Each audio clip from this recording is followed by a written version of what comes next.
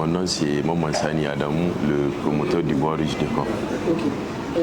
Moi, quand je suis venu à la foire Made in Niger, c'est ton stand qui a retenu mon attention.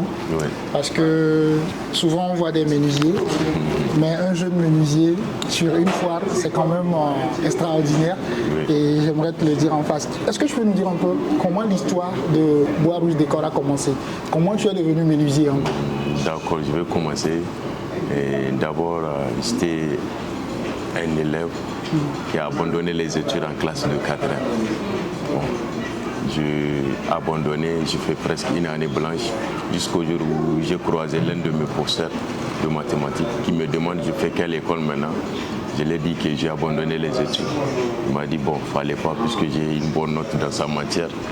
Il m'a conseillé de faire un test de l'école professionnelle et aller tenter une autre chance. J'ai suivi ses conseils. Jusqu'à j'ai fait un test au CPT AMA, c'était une école professionnelle. J'ai pu avoir le test grâce à Dieu. Et arrivé là-bas, il y a plusieurs branches. Et maintenant, pour le débit, il faut passer par les tours de section. On faisait tout le tour de section jusqu'à arriver à la filière menuiserie. Et là, j'ai constaté que presque tous les élèves ne sont pas venus.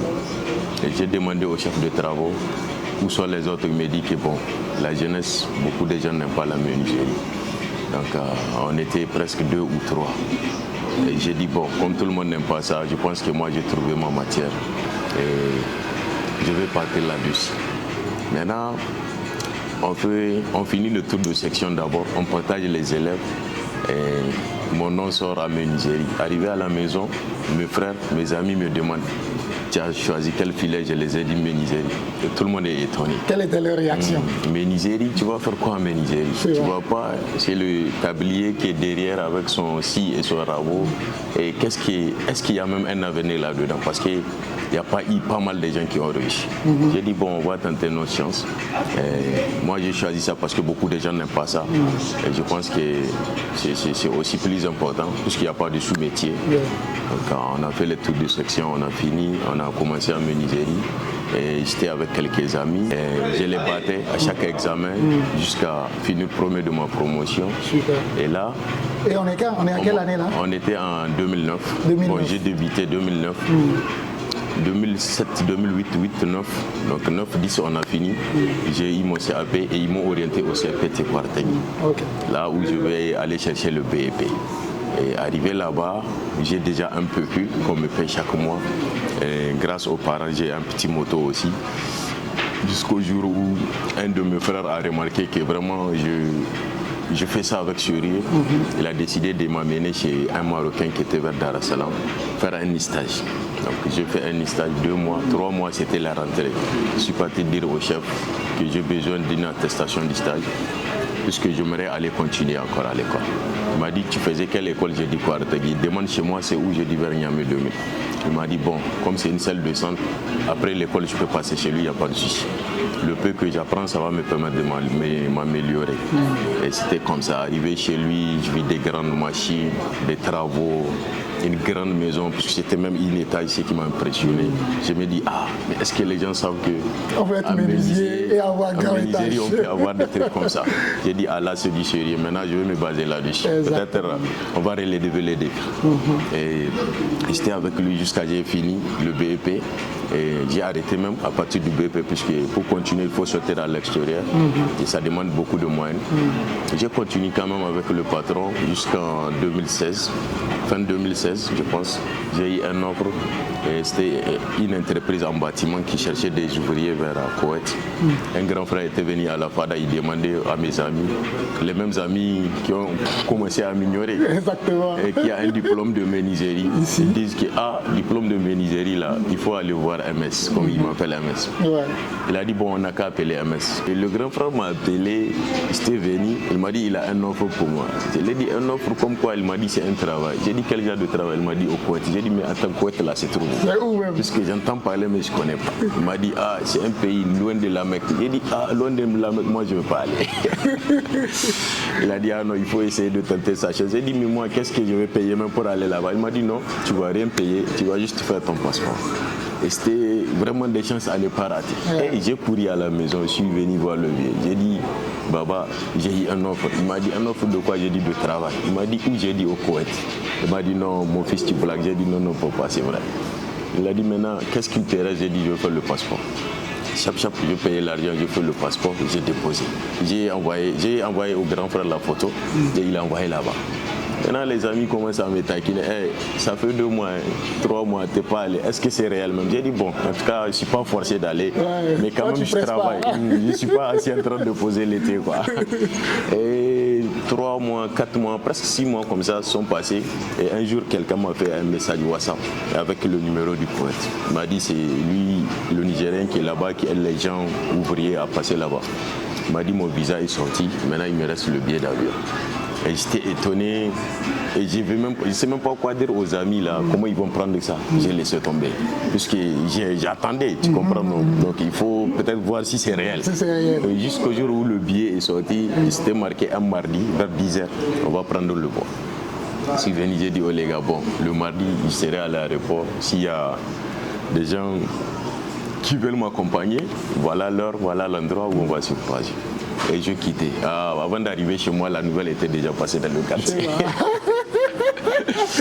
Je suis parti là-bas, j'ai fait 2 ans. Quand même, c'était un travail BTP, c'est un peu différent, mais l'expérience n'est pas petite aussi. Ouais. Donc, tu as fait de 2016 à 2018. Oui, 2016-2018, je suis rentré. Donc, il y avait beaucoup d'argent, pas beaucoup de travail. Voilà, tu vois, c'est pas fatigant comme ici, mais il paye bien. Et j'ai pu réunir de quoi démarrer. Le paie quand même. Qu'est-ce que tu as retenu de cette aventure-là? Parce que moi, je suis un aventurier, tu vois. Et quand je vois des gens qui, comme moi, à la recherche de l'opportunité, partent et qui reviennent, j'ai envie de savoir qu'est-ce que tu as retenu de... Parce que la nourriture n'était pas la même chose. Non, tout est différent. Tout est différent. Au moment où tu vas rentrer dans un vol où c'était ta première et que tu n'as rien payé, tu vois, là tu sais que vraiment ton travail là, c'est pas du chéri, c'est pas petit à faire. C'est pas petit à faire. Puisque un travail qui va te permettre de prendre même un avion sans rien payer, tu es là, il décolle avec toi, il va t'amener jusqu'à notre continent. Et là, j'ai commencé à sentir comme si je vis dans un rêve, en fait. Ça, c'est pas moi. Tu vois, des gens attendaient de moi un établi sur une route avec un rabot, un marteau. Et aujourd'hui, je suis dans un avion. En fait, ça me tourmente un peu. Jusqu'à, on était à l'Éthiopie. Donc, je disais à un ami, c'est comment on est arrivé. Il m'a dit, non, non, ça, c'est un escale d'abord. Je vois les mondes, les habitants, les constructions. Tu quittes un avion, tu rentres dans un autre avion. Avec des gens, des races où peut-être tu n'as jamais même vu.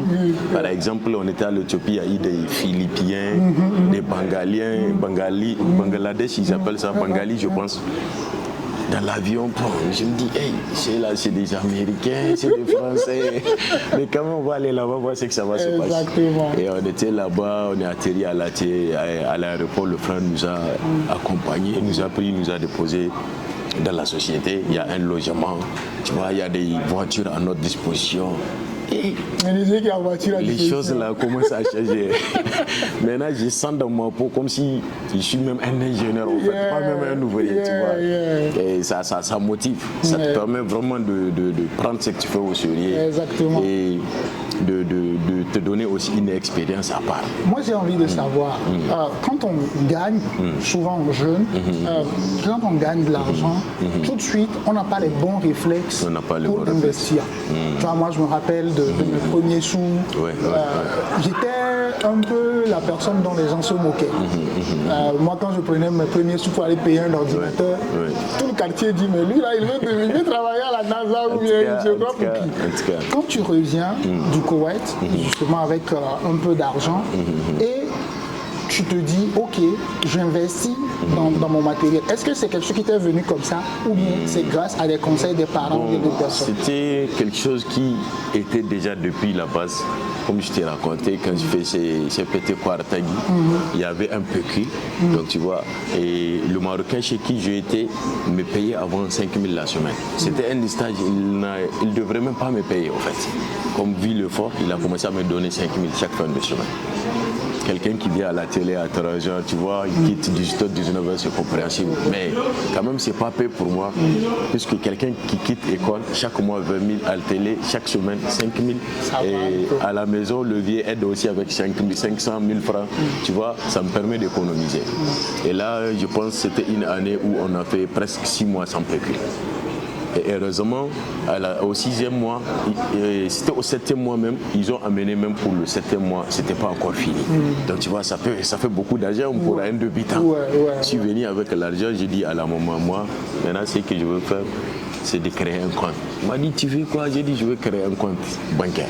Elle m'a dit pourquoi. J'ai dit bon, pour que vraiment je puisse réunir l'argent à temps. Il ne faut pas que je veux venir à la télé sans rien économiser. Elle a dit d'accord. Elle m'a amené au Crédit Mutuel avant, c'était vers Wadata. J'étais petit. Avant, quand je partais faire mes comment dirais-je, les retraites. Oui, les retraits, les versements. Il y a des caissiers qui ne me connaissent pas, ils me demandent qui t'a envoyé. Je leur dis bon, c'est mon compte. C'est mon compte, donc j'étais vite remarqué. On peut dire que j'étais le plus jeune avant. Le plus jeune. Oui. Et c'était comme ça. J'ai eu l'occasion même, j'ai dit bon, ça devrait être vraiment une opportunité de viser encore loin. Parce que les machines sont chères. Et pour s'installer, il faut beaucoup d'argent. Mais je suis parti là où je touche jusqu'à 400 000 le mois. Imagine un peu. 2 ans, c'est largement suffisant. Exactement. Et le contrat même, pour t'informer, c'était renouvelable. On devrait faire juste 1 mois de congé et essayer de retourner encore pour aller continuer. J'ai dit bon, moi à partir d'ici, ça va. Ça va pour toi.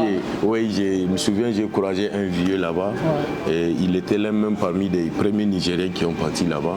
Il me racontait son histoire, comment il est atterri.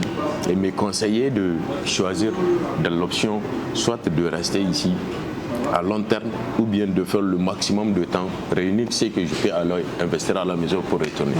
Ce qu'il m'a dit, c'est comme si l'exode a un système, genre si tu pars, tu te passes quelques années, tu ne peux plus encore revenir à la mission. Donc tu es obligé de rester là-bas. Donc il m'a dit de savoir ce que je suis venu faire là-bas, puisque j'étais aussi le plus jeune là-bas. La majorité, c'est mes parents, puisque d'autres ont même l'âge de mon père, d'autres l'âge de mon aîné grand frère, si je peux dire. Donc c'est un peu ça. Et j'ai retenu le conseil, et puisque j'aimerais vraiment faire ici, en fait. Là-bas, c'est bon. Qu'est-ce qui te poussait à revenir chez toi? Parce que souvent, l'un des problèmes que nous avons au Niger aussi, c'est qu'il y a trop de désespoir, il y a trop de messages négatifs, on ne croit pas trop en nous, et même si on y croit, tout autour de nous, c'est compliqué. Donc, l'opportunité que tout le monde cherche, c'est fuir le pays. C'est fuir le pays. Mais comment se fait-il que toi, qu'est-ce qui t'a retenu? Qu'est-ce qui t'a dit, il faut que je revienne en fait? Et ce qui m'a retenu est que dans la tête, il y avait beaucoup de défis à relever, tu vois. Genre, les gens ne croient pas au métier, c'est un métier qui ne paye pas, c'est un métier qui n'a pas de l'avenir. Donc, moi, j'avais déjà l'amour de faire de ces métiers, peut-être un exemple. Si tu dis aux gens que tu fais menuiserie, les gens te détestent. Et aujourd'hui, tu vois, grâce à Dieu, les enfants viennent me demander, ils veulent apprendre avec moi. Et donc, c'est chercher tout ça, peut-être qui est plus important que la richesse chez moi. Exactement. Et quand tu vis chez toi, c'est vraiment différent d'ailleurs. Et surtout ailleurs, si je dis un endroit où c'est difficile de revenir même. Des fois, pour venir à la maison, il faut faire un programme, 1 mois, 2 mois, 3 mois pour revenir. Tu vois? Et maintenant, je pars au Togo, je travaille. C'est clair. Tu vois, je quitte, je pars au Bénin, je travaille. Exactement. Je fais Maradi, Zander, c'est chez moi. Exactement. Et est-ce que je peux aller faire un autre travail, un chantier et revenir? Non. On ne sait jamais. Et même aujourd'hui. Et quand tu vis aussi en famille, il y a la famille, il y a l'harmonie, il y a... Peut-être on te dit un tel est décédé, un tel a un mariage, tu es là, tu assistes. Tu participes à la vie. Et l'argent que tu gagnes là reste ici. Exactement. Et les enfants apprennent encore avec toi. Et on souhaiterait aussi peut-être devenir un tronc, pourquoi pas. Pour que demain ça puisse donner des feuilles jusqu'à donner des fruits. Exactement. Et ce n'est que le début. Ce n'est que le début, on le souhaite vraiment. Et moi, l'histoire que j'aimerais que tu me racontes maintenant, c'est ta rencontre avec IBG. Donc, souvent, quand on voit les projets, beaucoup de personnes, moi y compris, moi j'ai jamais participé à une compétition de plan d'affaires parce que j'y crois pas trop. Tu crois pas, comment toi tu es arrivé à intégrer le programme IDG? Bon, le programme IDG aussi, c'est une autre histoire. Un coup de chance, si on peut dire ça. Et donc c'était un ami, un styliste, certain qui s'appelle Listo. Je lui fais un coucou de passage. Et c'est vraiment un ami qu'on s'entend bien. N'empêche, c'est un grand frère pour moi. Donc il fait ses activités, je le soutiens jusqu'au jour où il a posté ce que je fais sur les statuts. Et je pense l'un de ses clients a remarqué ça. Et c'était un Italien. Il a pris mon contact. Il me demande si je peux lui fabriquer un petit guéridon. Je lui ai dit, il n'y a pas de souci. Il m'a dit, un jour, quand il aurait le temps, il va passer à l'atelier. Voilà, oui. J'ai dit, d'accord. Je lui ai envoyé la géolocalisation. Et à mon grand surprise, c'était un week-end. Et lui, il était déjà là, devant la porte de l'atelier. Il m'appelle. Il est devant la porte de l'atelier. J'ai dit, non, c'est pas vrai. Je sors, je le vois dehors et avec un ami. Donc, ils sont venus à l'atelier et l'ami avec qui il est, c'est un Italien lui aussi. Donc il travaille au AICS Niger. Et je ne sais pas son nom, mais lui, le vrai ami s'appelle Adria. Donc le patron, je ne connais pas son nom. Il est rentré, il regarde l'atelier et il me dit, hey, mais son père aussi c'est un menuisier. Il a dit qu'il est rentré chez moi, il a l'intention qu'il est chez lui. C'est presque les appareils, le coupon du bois un peu partout. Donc tu vois, il a commandé le petit guéridon. Je lui ai fait ça, c'était à 15 000. Il est parti avec. Et d'un jour à l'autre, un frère nigérien m'a appelé, il travaille là-bas. Il m'a dit de venir, je suis venu. Ils veulent des tables pour déposer des ordinateurs et autres, un peu plus grands quoi. Et j'ai fait jusqu'à l'amitié, grandi avec l'ami, tu vois, et avec l'entreprise aussi. Puisqu'il m'appelle, souvent il me donne le travail. Et un jour j'étais là, assis posé l'été, il m'a écrit un message de lui donner la présentation de mon entreprise. J'ai dit, mais attends, je ne comprends pas. C'est après, il me dit qu'ils ont un projet, et il a un frère qui travaille au IM et ils aident des gens comme moi, tu vois. J'ai dit d'accord, il n'y a pas de souci. Je l'ai envoyé nos entreprises, nombre d'ouvriers, un peu la présentation de l'entreprise. Et je suis parti comme ça. Et un jour, j'ai reçu un message la nuit. Donc, c'était Rahila, je pense. Elle est là derrière. Et je peux aussi lui faire un coucou de passage. Elle m'a fait un petit SMS, dire que c'est OIM. Ils vont passer demain vers 15h à la télé. C'était au moment du pluie. J'ai dit, les enfants, écoutez, on a une visite, une très grande visite même, parce que c'était une première. Hein. Avant, c'est juste les clients qui passaient, ils viennent voir la télé. Ils m'ont dit, bon, on fait comme j'ai dit, bon, il faut un peu s'organiser, les accueillir, tu vois. On a nettoyé l'atelier propre, on a levé quelques échantillons, on fait le travail, et pop, la pluie vient. Aïe. Bon, il y a une partie où il y a un hangar, et donc la pluie tombait comme pas possible. Et c'était en pleine pluie, là, ils m'ont appelé. Ils m'ont dit, ils sont vers le camp Bassora. Je suis sorti, j'ai pris ma voiture, comme je connais un peu les raccourcis, je suis parti les récupérer, ils sont venus à l'atelier. Ils ont vu l'endroit sous la pluie. Sous la pluie. Ouais, tu racontes l'histoire, on dirait un film. On était beaucoup, les enfants, il y a même ceux qui font l'école qui viennent souvent après la descente. On travaillait, on faisait des tables bancs, c'était beaucoup à faire. Donc l'endroit bougeait vraiment comme pas possible. Ils ont vu la télé, ils m'ont posé quelques questions, on est rentré dans le bureau, ils ont vu mon petit coin, donc ils ont un peu apprécié. Ils m'ont dit, bon, c'est juste un... En fait, ils sont en train de sélectionner. J'ai dit, bon, si vraiment moi, vous allez même me prendre, il n'y a rien à dire. La dame, Rahila, elle a souri, elle a dit, parfaitement, ils vont me prendre. J'ai dit, vous allez faire le tour de Niamey, vous allez trouver 10 menuisiers comme moi, vous n'allez pas trouver. Exactement. Elle a dit, en tout cas, c'est un peu différent. Et comme on est jeunes aussi, c'est des gens vraiment comme nous qui méritent leur soutien. Et c'était parti comme ça. Après des réunions, après des rencontres, on était à Noon Hotel, c'était une première. Je n'ai pas l'habitude de ce genre de trucs que tu vois, j'étais là-bas, je posais et je me servais à volonté. J'ai dit, tu vois, tout ça, c'est le travail qui paye. Tout ça, c'est le coup de la chance. Quand tu fais bien les choses, tu laisses le temps gérer le reste. Et suis la voie de Dieu, comme tu m'as conseillé tout à l'heure. Donc, moi, il y a quelque chose que j'apprécie vraiment chez toi, c'est déjà le fait que tu dis souvent la chance, la chance, la chance. Tu sais, nous les êtres humains, souvent quand on monte, on oublie qu'il y a une force invisible qui nous pousse. Qui nous pousse, oui. Et quand je vois des gens comme toi, qui c'est vrai, tu as travaillé à la force de tes idées, à la force de tes muscles, à la force de ta volonté pour avoir tout ce que tu as aujourd'hui, mais tu ne négliges jamais le facteur chance dans tout ce que tu fais. Et moi, ça me plaît beaucoup. Aujourd'hui, tu as combien de jeunes autour de toi et quelles sont les ambitions que tu as dans les années à venir? Bon, on est au nombre de 13 actuellement. Et de les 13, il y a 3, c'est des élèves. Et l'un d'eux aussi suit mes traces, puisqu'il faisait l'école professionnelle où j'ai quitté. Il a abandonné lui aussi en classe de 4e. C'est un peu comme moi, c'est Gon, si je peux dire ça. Oui, c'était la même histoire. Je lui ai dit, bon, toi aussi, tu vas aller faire le test et essayer de suivre les traces. Peut-être demain, quand on ne serait pas là, Dieu seul sait, c'est eux qui vont gérer. Donc, on est 3 mariés. Moi, je suis là, j'ai 2 femmes avec moi. Donc, il y a le chef d'atelier, il est là aussi. Il est marié, il était en fait le premier même à se marier avant moi. Donc c'est un peu ça. On est au nombre de 13. Et en tout cas, le but, c'est essayer encore de produire plus, faire grandir l'atelier, peut-être quitter dans mon coin, aller aux zones industrielles, pourquoi pas, trouver une ancienne usine et redémarrer. Faire une chaîne de produire, si on peut aussi ravitailler tout un pays, pourquoi pas, et peut-être même jusqu'à l'extérieur.